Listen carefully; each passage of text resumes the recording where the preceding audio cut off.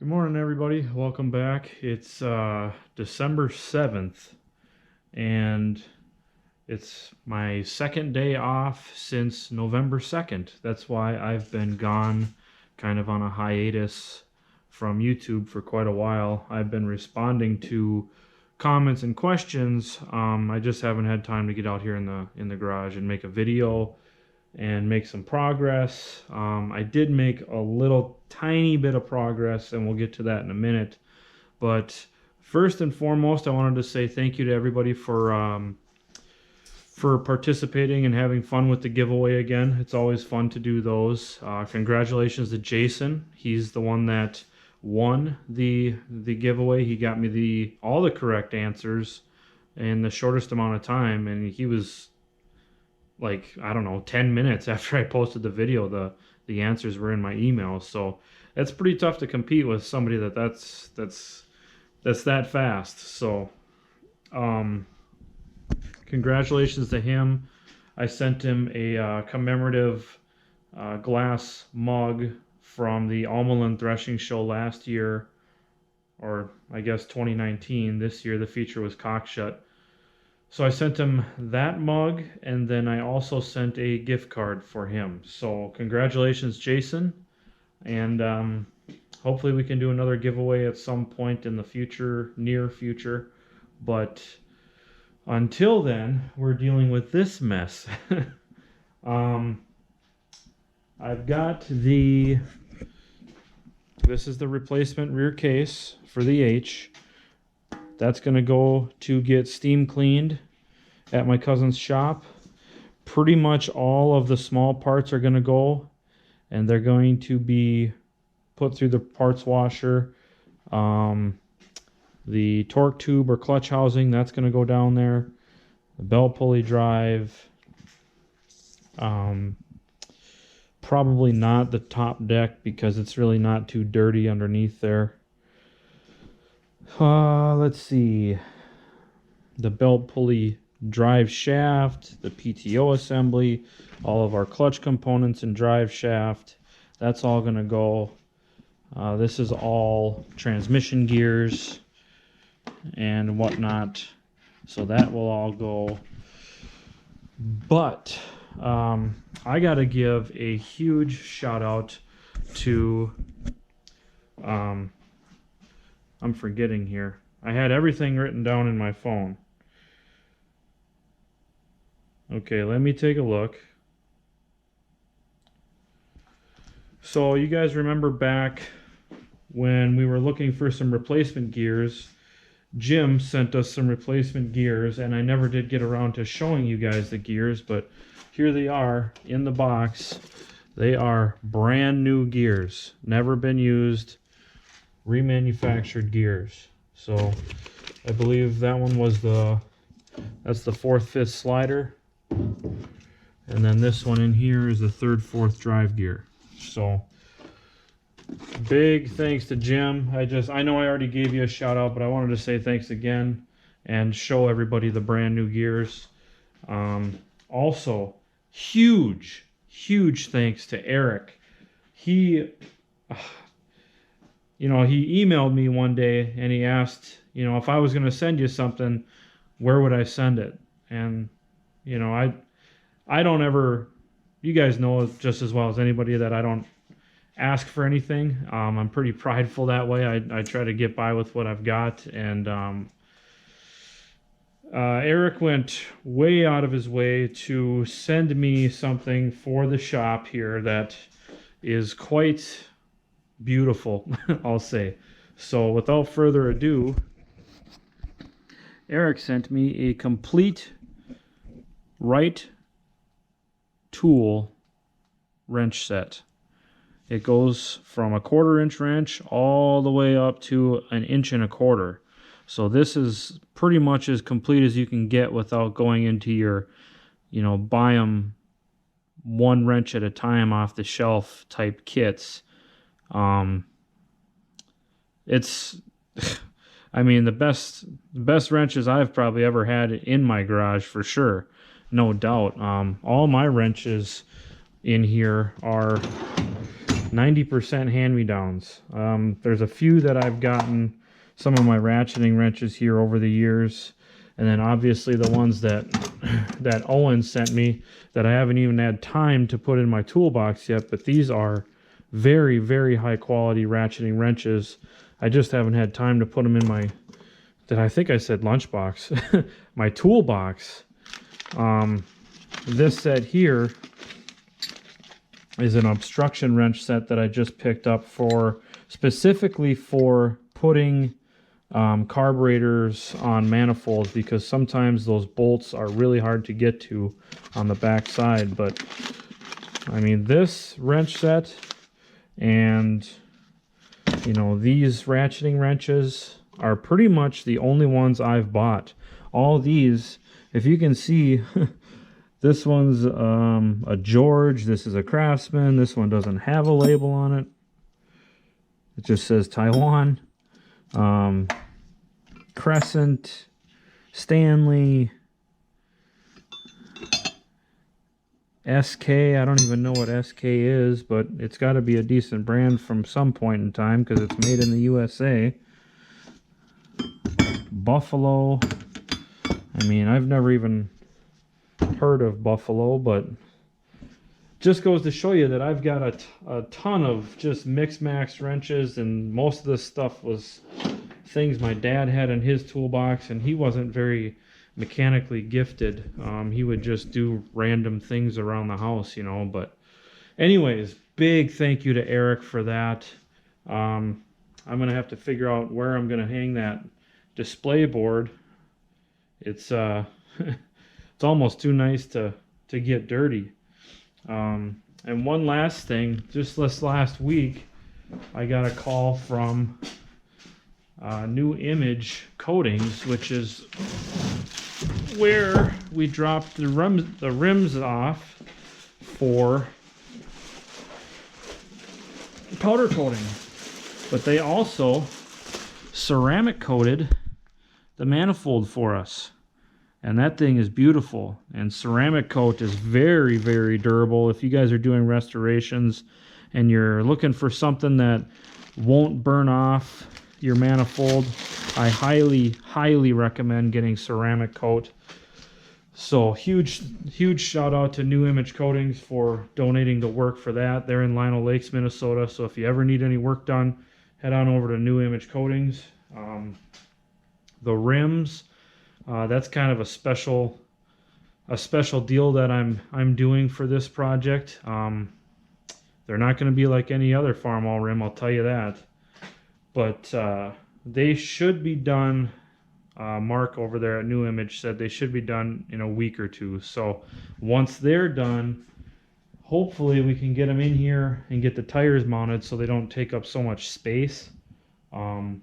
That's kind of the big thing right now, is space. I don't have a whole lot of it because my wife needs her spot in the garage here in the winter. So we'll have to probably mount the rims on the tires at some point. That's all I've got. So today, what we're gonna do is get the belt pulley drive shaft apart so that we can get the seal out. The seal's in the front side of the hub assembly here. I've already loosened the 2 cap screws on top, and then there is a fold over lock. If any of you guys have seen Squatch 253's recent videos, he goes into great detail about fold over locks. So I'm going to reuse this one just because I know it's not kind of a recommended deal, but I bent the folds away just enough to get a socket on the cap screw. So I'm not afraid to reuse it. I think, I'm not sure, but I think this is just a heavy washer on top, and then this gear comes off along with the bearing. This is a big spacer. Then this bearing is also held in to the pulley flange with or I should say the drive shaft mount flange with a circlip. You can kind of see it hanging out here. So we're gonna try to get this disassembled, get the seal driven out, so that's ready for cleaning and the new seal. We're also going to tackle the PTO, but from what I've done on research, these things can be a pretty grueling process to disassemble, and the biggest thing about it is the engagement lever can be a real big pain in the butt to get apart. So hopefully it's not, but we'll find out when we get to it, because there's a seal here on the engagement lever, and then there's obviously one on the PTO. But let me get the camera mounted up. Oh, real quick, I did take the time, about 10 minutes or so, to drive the seals, the remaining seals, out of the rear end casing. The only ones that remained were for that brake and clutch pedal cross shaft. So there's one on each side. It goes in this recession here. I also drove the seals out of the pinion cages, so they go into the front here. I drove the axle seals out, and they drive out from the rear, or from the inside, so you got to drive them from the front side back. And there's also a large felt seal that goes in on your axle caps. So that's all disassembled as well. The seal for the front of the input shaft, I've driven that out, which is where your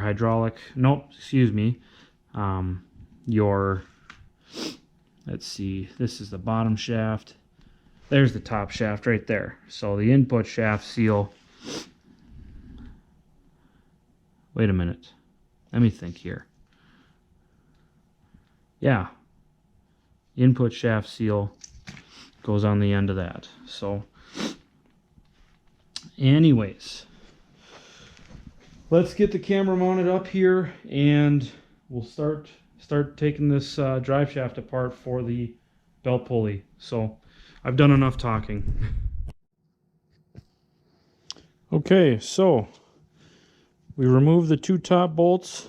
Then there's a large thick washer underneath. That comes off. Now in order to get the gear off, the drive gear, the bearing is mounted on the hub of the gear. So this is one solid piece that spins inside the bearing, as you can see here. So what I did was I took a puller, and the jaws of my puller are large enough to reach onto the inner race of the bearing. Okay, so then I put the puller on the end of the shaft, and there's a dimple already pre-drilled into the end of the shaft. Center it on that dimple, and then you can slowly pull it off. It was stubborn, so what I did have to do was I tightened the puller as tight as I could by hand, and then I would go around and give some light taps on the back side of the bearing here, and that would allow it to kind of work its way up. Then I'd tighten the puller again, tap it, work its way up, tighten, tap, up until it came off. So that's where we are with that. Then there's a spacer that goes in between the drive, or the hub of the gear, the drive gear, and the outer bearing. So we take that spacer off. Then there's a circlip inside here that keeps the bearing in the flange. The best way to do it that I've found, I suppose I could just show you. So the circlip's in place. It's got this bent tab already, so just work a screwdriver underneath there, kind of get it out of the groove, and then slowly work your way around until it comes out. So now what I have to figure out is how I'm going to drive the shaft out of the bearing, because I don't have a press. So this might take some engineering here. I don't really want to hit the end of the shaft. I suppose I could use a block of wood on here and a large maul and hit the end of the shaft. Something else that we have to remove is this key for the hub of the gear that's on the end of the shaft. So there's a key in here that I have to get out yet, and it's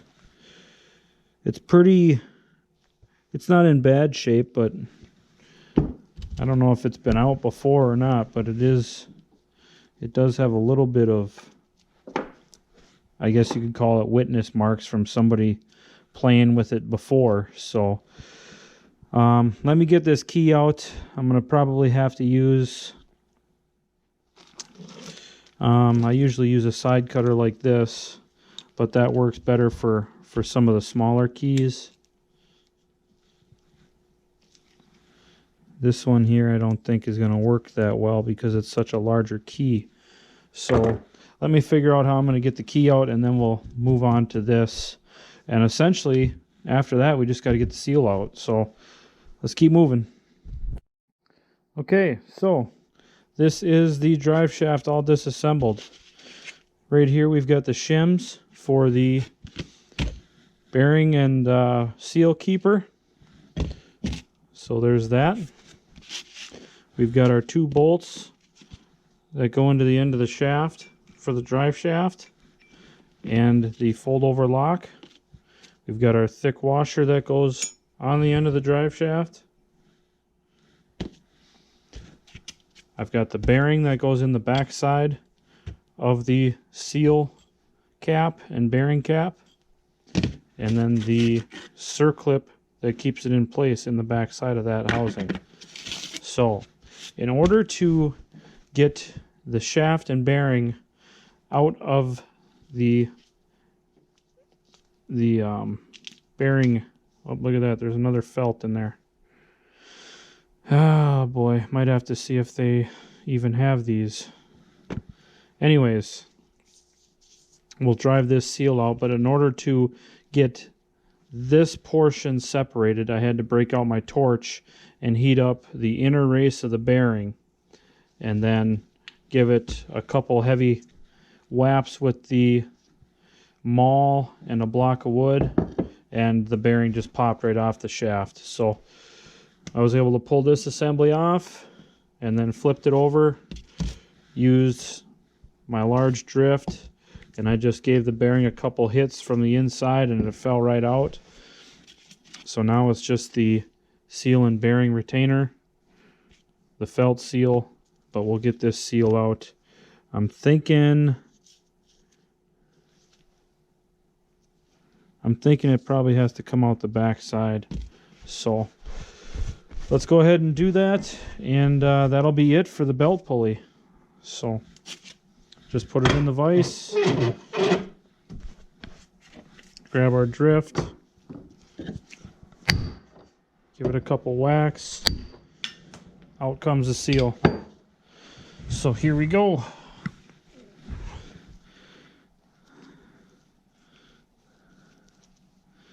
And this seal isn't, I mean, it's very well worn, but it's not worn into the spring that's inside it. So that's good. The shaft should be in really nice shape in this area. It's not too bad. There's a little bit of wear, but it should clean up with some emery cloth. So not too worried about it. But now we can bag this stuff up and oh yeah, Just needs a good polish. Needs a good polish, and then it's good to go. So, nice. But we'll bag these parts up and move on to the PTO assembly. Okay, moving on to the PTO. First thing we got to do, there's a cotter pin here. I think we're going to have to pull that because that keeps the engagement fork pin in place. There's a pin right here that's held in by this cotter key. And this, see if I can do it here, that assembly there, if you see this assembly right here, that's your engagement fork. So when you pull up on the PTO lever, it slides this entire sleeve. This is a sleeve that rides on the PTO shaft. Slides it forward, and that meshes the teeth inside here with the drive shaft in the transmission. So we'll pull this cotter pin, and then there's also a dowel pin right here that needs to get pulled out so that we can remove the shift, I guess you can call it the shift fork for the lever, and then this would be the shift fork for the shaft, or pivot fork, I guess you could call it. I don't know what the technical name for it is, but I also know that there's a detent ball and spring in here. I don't know if you can see it, but when I move this lever, it pushes that detent in and out. So you have to be really careful when you drive this pin out for this shifting fork, because that spring and ball will come shooting out. But we should be able to drive this thing out here.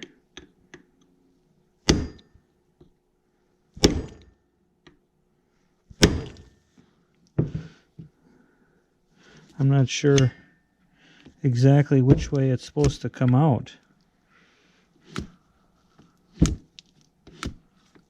I mean, it's probably never been taken apart. Let me oh,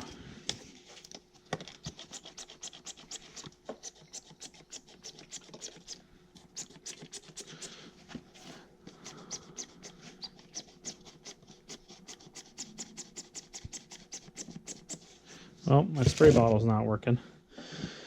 Anyways, let's see. Maybe we'll come try from the bottom side here. I think that's the way we got to go. Maybe.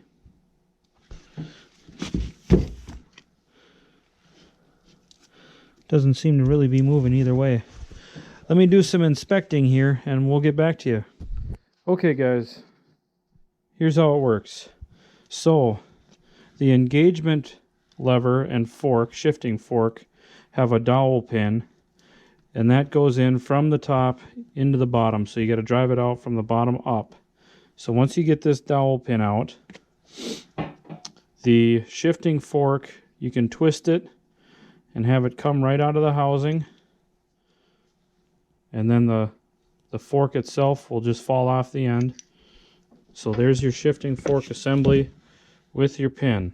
Okay, now to get the actual engagement fork, is what I'm going to call it, the PTO engagement fork, off, it's held in by a cross pin, and you have to remove the shifting lever first, because that shaft rides in front of the hole here that's cross drilled for that pin for this fork.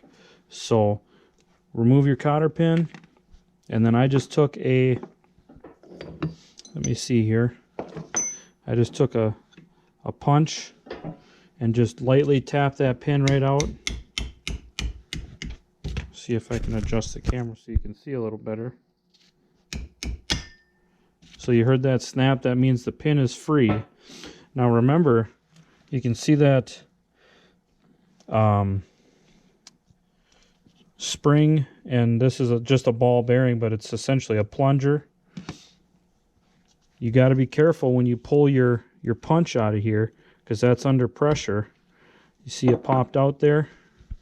Then you can slide the sleeve on the PTO shaft forward and remove your shifting fork. And don't forget to keep track of the detent ball and the spring that comes out. So from there, there's a thrust washer on the end of the interior end of the shaft. Make sure you remove that. And then this collar will slide off of the shaft. That's your shifting collar.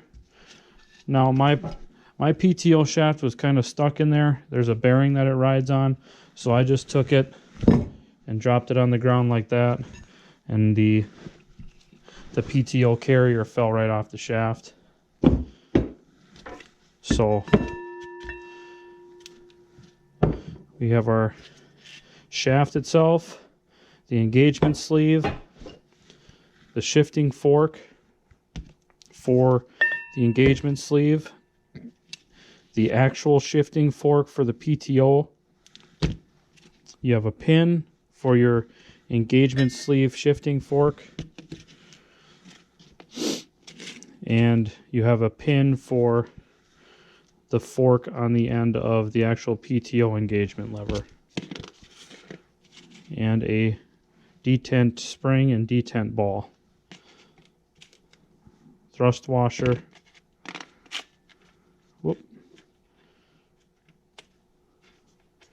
Everything's so greasy I can't pick it up. Cotter pin, and then the pin for the end of the PTO engagement lever. So now all we have to do is drive this seal out, and the bearing is inside here, and that bearing feels really nice. No pitting. Doesn't feel like there's any side-to-side movement, so that's good.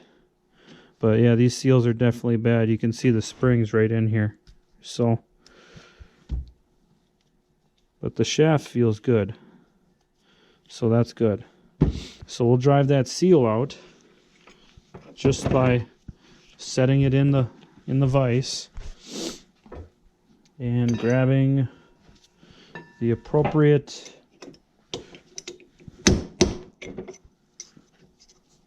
punch. Let's see if we got any movement here. Not quite yet.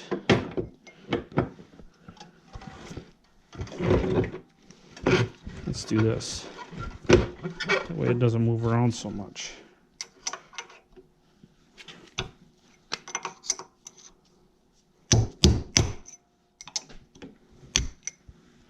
Let me get a bigger punch.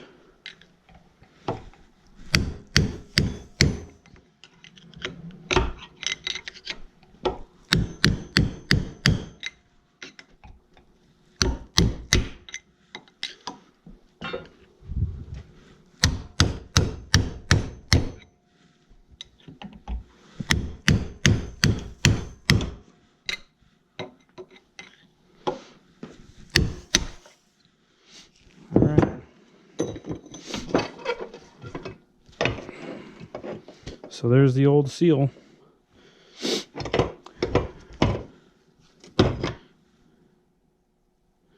I'm just looking at the bearing.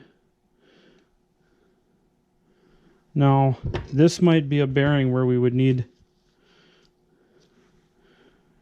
a blind hole puller, because it is pressed in right up against the inside. I don't know if you can see that, but right up against the inside of that journal, or where the casting has the opening for the PTO shaft. So we might have to use a blind hole puller, but I don't even think I'm going to pull it. It's got a little wiggle, but it's not terrible. So, well, we'll see. We'll see here. It's got some movement. Yeah, we might have to pull that bearing and replace it just because, I mean, there's no pitting in it, but it's not as tight as I'd like it to be. I don't know if you guys can see that, but I don't want to touch the camera. My hands are covered in grease, but there's some movement there, so we'll have to get that bearing out, but that's all we got left. Just get the bearing out and we're done. So shouldn't be too difficult.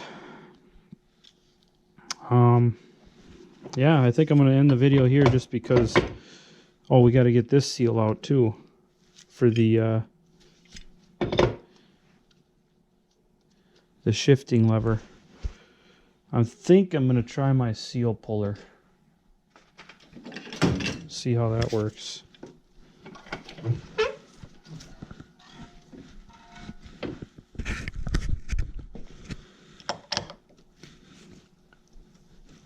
Oh yeah. Oop.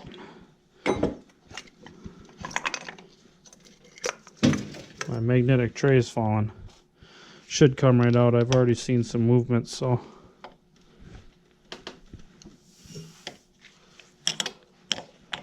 just kind of work your way around.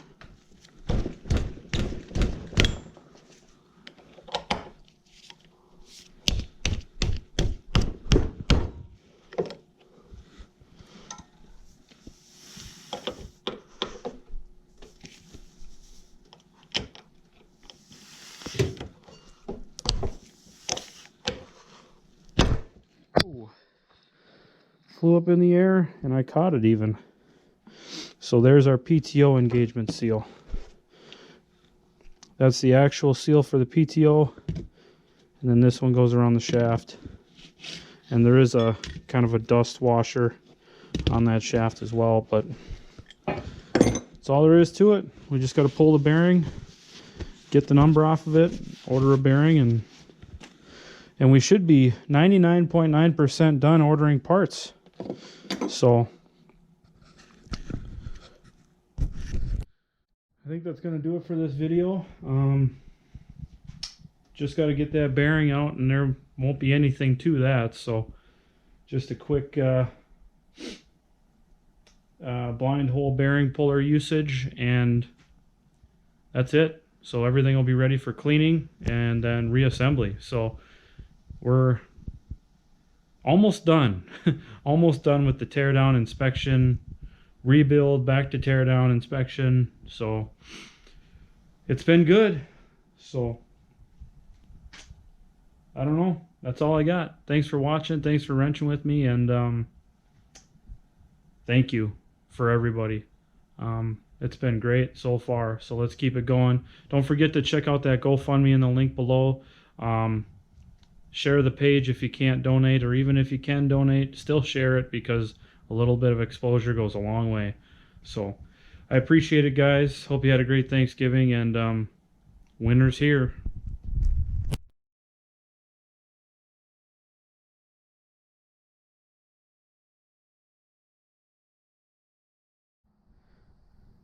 Really quick, while I'm out here, I disassembled the axle from the axle housing.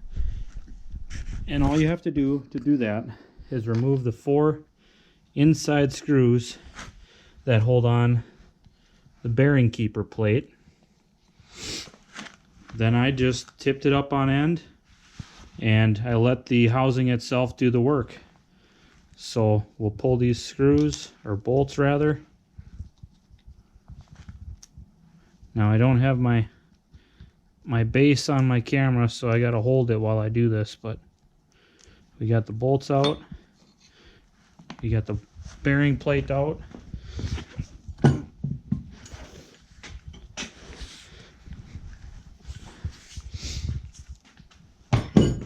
Just like that.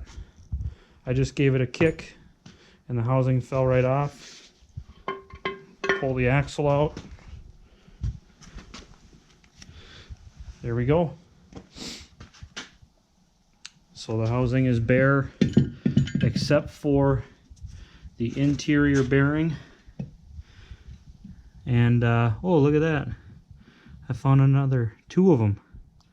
So this is exactly why that housing, the original rear case, was broke. Look what I found in the bottom of the axle housings here.